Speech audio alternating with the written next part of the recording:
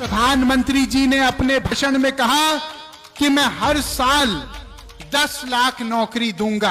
आदरणीय, 10 लाख नए नौकरी पैदा करने तो बाद का विषय है। पहले जो 1 करोड़ सरकार में खाली पद पड़े हैं उनकी भरपाई तो कीजिए। आज जो लोग केवल धर्म के और जाति के नाम पे वोट ले रहे हैं, उनसे हम ये प्रश्न तो पूछें कि रोजगार, शिक्षा, चिकित्सा, कोई टीवी चैनल दिखाने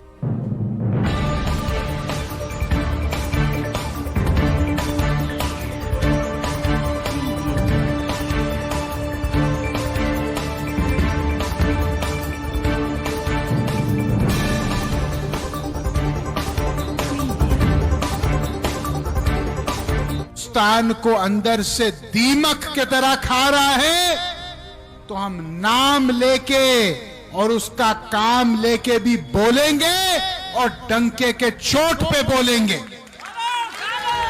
आज जब आप गरीबी देखते हैं, आप बेरोजगारी अपनी पाते हैं, आप अपने बढ़ते हुए इलाज के दाम को देखते हैं, आप अपने बच्चों की बढ़ती हुई स्कूल फीस को देखते हैं, आप दूध के, दही के, सब्जियों के, फलों के बढ़ते हुए कीमत को देखते हैं, तो क्या आपको नहीं लगता आपके इस बेटे वरुण गांधी को इनके खिलाफ आवाज उठानी चाहिए कि नहीं उठानी चाहिए? प्रधानमंत्री जी ने अपने भाषण में कहा कि मैं हर साल 10 लाख नौकरी दूंगा। मैं प्रधानमंत्री जी को धन्यवाद देते हुए यह कहना चाहता हूं कि आदरणीय, 10 लाख नए नौकरी पैदा करने तो बाद का विषय है। पहले जो 1 करोड़ सरकार में खाली पद पड़े हैं उनकी भरपाई तो कीजिए। हमारे देश में कब तक असली मुद्दों पे हम शांत रहेंगे? कब तक हम केवल वोट राम और रहीम पे देंगे? कब तक हम केवल वोट जातिवाद पे देंगे? क्या हम लोग देश में ये नहीं समझते कि आग जो एक तरफ से शुरू होती है वो फैलते फैलते हमारे मकान तक भी पहुंचेगी? क्या ये हम नहीं समझ रहे? आज जो लोग केवल धर्म के और जाति के नाम पे वोट ले रहे हैं, उनसे हम ये प्रश्न तो पूछें कि रोजगार, शिक्षा, चिकित्सा, अभी कोविड के चपेट में पता नहीं कितने 85 लाख लोग हिंदुस्तानी शहीद हुए। क्या आप जानते हो कि कोविड के बाद एक नई नौकरी की भर्ती नहीं हुई चिकित्सा में, एक नया डॉक्टर की भर्ती नहीं हुई, एक नया कंपाउंडर की भर्ती नहीं हुई, एक नए नर्स की भर्ती नहीं हुई। अगर कल कोविड भगवान ना करे फिर आ जाए देश में, तो किसकी जिम्मेदारी होगी? बताइए, मैं सही कह रहा हूं, मैं गलत कह रहा हूं? किसान इस समय कितने बड़े संकट में है। कोई टीवी चैनल दिखाने को तैयार नहीं, कोई अखबार लिखने को तैयार नहीं। केवल क्या लिख रहे? हिंदू मुस्लिम, जाति पाति, तोते के तरह। भाई को बांटो, भाई को काटो। ये राजनीति हम होने नहीं देंगे। आप जानते हैं कि हिंदुस्तान में अगर 100 रुपए लोन लिए जाते हैं बैंकों से, तो उसमें 90% पैसा केवल उद्योगपतियों को जाता है। 99% लोगों को मात्र 9-9.5% लोन मिलते हैं, और वो तब मिलते हैं जब वो उस लोन के अधिकारियों के सामने एक लक्ष्मी दर्शन पेश करते हैं, नहीं तो वो प्रक्रिया इतनी मुश्किल कर देते हैं। यहां कितने लोग जो कुछ छोटा मोटा धंधा करना चाह रहे थे, वो टूट गए, उनके घर पे कुड़की लग गई, क्योंकि वो अपने लोन समय पे नहीं दे पाए, क्योंकि वो आर्थिक रूप से कमजोर हो चुके थे। मैं पूछना चाहता हूं, जो उद्योगपतियों ने 5-5, 4-4 लाख करोड़ के लोन लिए हैं और जो देश छोड़ के भाग गए हैं, उनको गर्दन से पकड़ के कब हम लोग खींचेंगे? उस पे क्या कोई बोलेगा कि नहीं बोलेगा? क्या मैं सही कह रहा हूं कि मैं गलत कह रहा हूं? ये पैसे जो बैंक में हैं सरकारी, ये आपके बच्चों और हमारे बच्चों के पैसे हैं, ये किसी के पिताजी के पैसे नहीं हैं। अगर आप लोग नहीं बोलेंगे तो कौन बोलेगा? कौन बोलेगा इस बात को कि आज भी बिना रिश्वत के कोई अधिकारी काम करने के लिए तैयार नहीं है? गांव का आदमी झूठे केस अपने ऊपर पाता है, हाथ जोड़ के अपने ही देश में एक भिखारी के तरह अधिकारी के सामने हाथ जोड़ता है कि मुझे भैया दादा बचा लो। क्या मैं सही कहता हूं, मैं गलत कहता हूं? और वो अधिकारी का एक दलाल होता है, वो उसको कहता है भैया शाम को आ जाना, तुम्हारी संपूर्ण रक्षा होगी। क्यों? जो काम अंग्रेजों का हो रहा था, हमको नीचे बिठाने का जानवर के तरह, कब तक ये काम चलता रहेगा?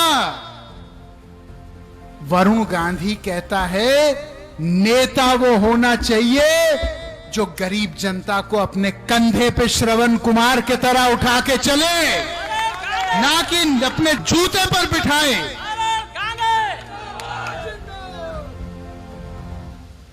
पुलिस की मैं बात ही नहीं करना चाहता,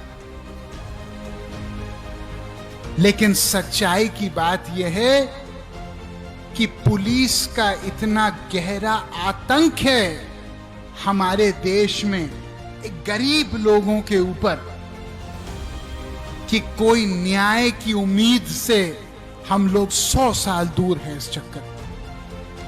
कब आएगा वो समय जहां एक आम इंसान का बच्चा बड़ा सपना देख पाएगा, जहां एक आम इंसान का बच्चा ये कह पाएगा अपनी मां से कि मम्मी मैं बड़े होके प्रधानमंत्री बनूंगा, मैं बड़े होके सुप्रीम कोर्ट का जज बनूंगा, मैं बड़े होके ओलंपिक्स में मेडल जीतूंगा।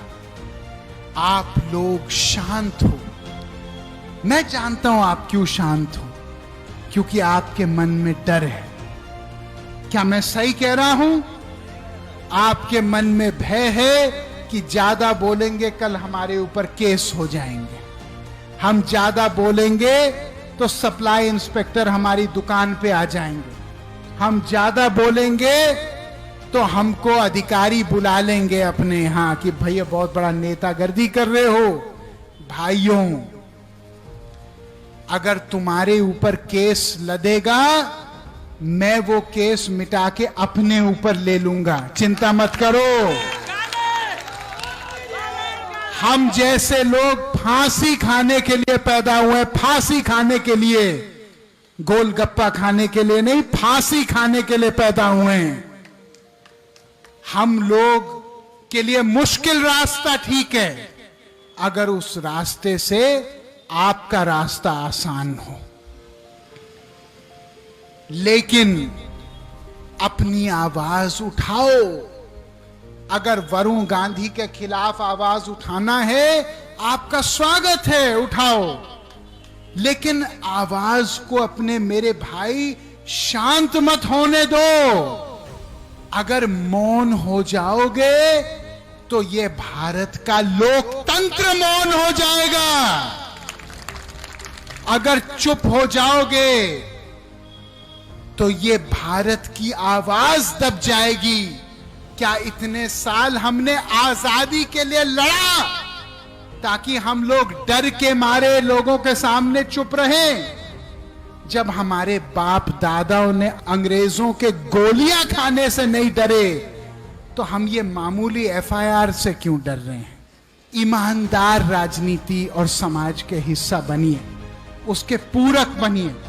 जहां भ्रष्टाचार दिखे, जहां अधिकारी कुछ मांगे, जहां पुलिस मांगे, जहां कोई आपसे कमीशन ले, मुझे फोन करिए, मैं उनको जेल भिजवा दूंगा 1 दिन के अंदर। दूसरा, अपनी आवाज उठाइए, आवाज उठाइए असली मुद्दों पे। भले वो मुद्दा मेरे खिलाफ हो, मुझे कोई शिकायत नहीं, लेकिन डर के आगे जीत नहीं है, डर के आगे मौत है। मैं जब यहां तक हूं और मेरे को हिलाने वाला आदमी अभी तक तो पैदा नहीं हुआ, कल पैदा हो जाए बाद की बात है। मेरे सारे लोग के ऊपर सुरक्षा कवच वरुण गांधी की है।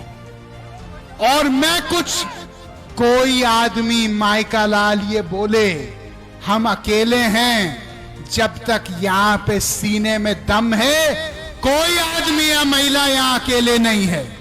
सबके ऊपर मैं चट्टान के तरह खड़ा हूं। जाओ, जो करना है करो, मैं बचाऊंगा तुम लोगों को पीछे से। दबो मत किसी के सामने, शेर की तरह दहाड़ो।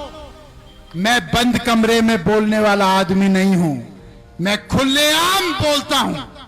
डरने की क्या बात है? शेर बनो, रास्ता ईमानदारी का चुनो और देश का दिल जीतो। पीलीभीत का आदमी जहां पैर चल के बोले तो देश में सिंहासन डोले। देश में लोग जाने कि पीलीभीत में बाघ केवल जंगलों में नहीं मिलते, पीलीभीत में बाघ जो गांव गांव में और मोहल्लों में मिलते हैं। यही मैं कहना चाहता हूं। जय हिंद, भारत माता की।